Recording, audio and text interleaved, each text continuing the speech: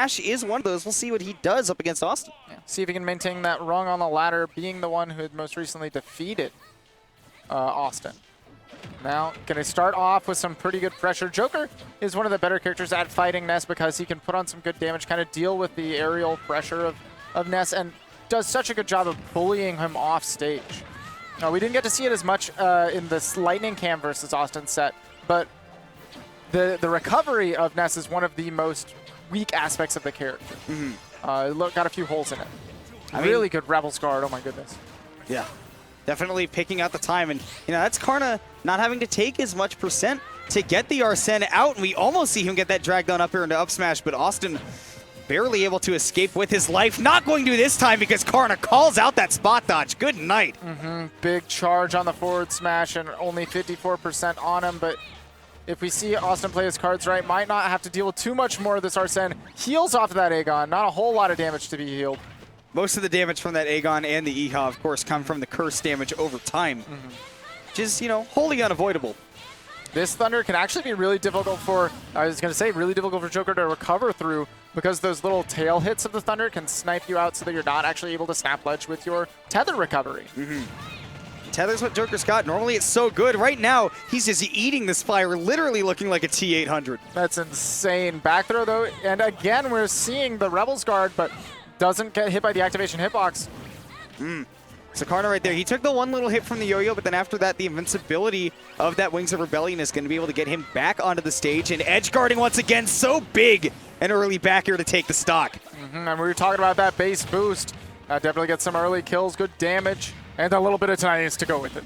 Absolutely. Oh, that anti-air at the up tilt was so nice.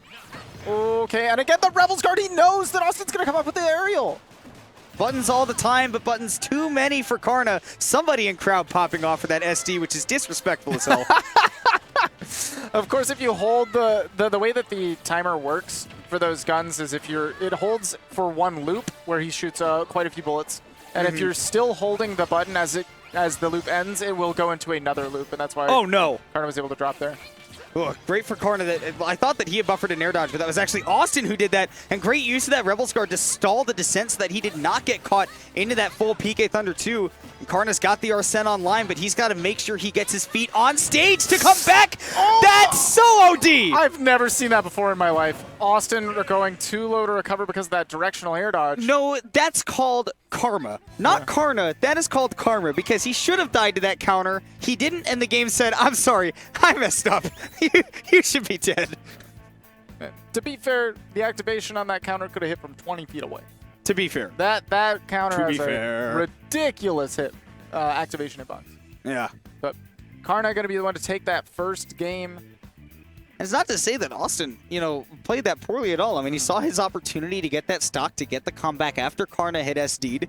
And, of course, with Arsene online, you have to be careful of those counters, and Karna's got that great reaction time to recognize the situation, but, not everything in this game is as reliable as you'd like it to be. It's not as simple as press down B and hit opponent back. You got to be spaced correctly. Exactly.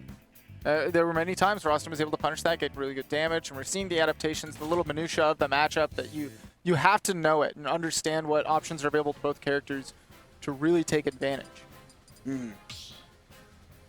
So Awestin is going to be the one to get a counter pick, and he's going to be choosing Final Destination to go to, which, once again, taking away platforms, not necessarily a bad thing for Ness, but he does certainly get a lot when he gets to go to triplats. He's able to cover the air really well with his big disjointed aerials, and when the opponent doesn't have the same thing to return back with, you can really cover a lot of space on the stage, make them not incentivized to jump, and that's a lot of control that you have over the battlefield.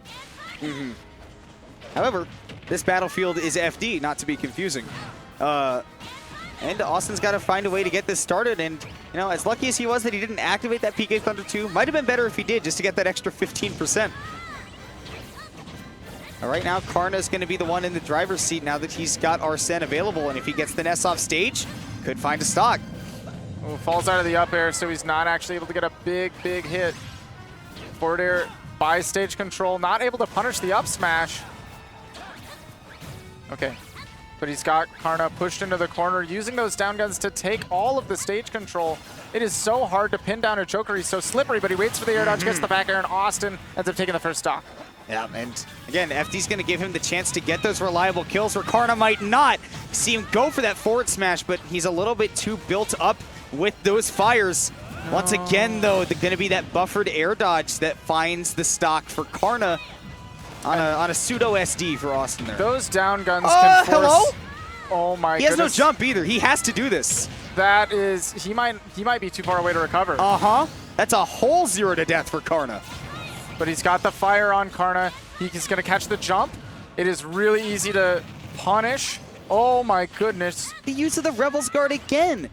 I've never seen anybody use Rebel's Guard as much as Karna does, but it's working so well. Right, but he's not just spamming the move. He's using it in very specific circumstances that just disallow Awestin to do certain parts of the game plan that are normal. And Karna saw a really great opportunity to capitalize there.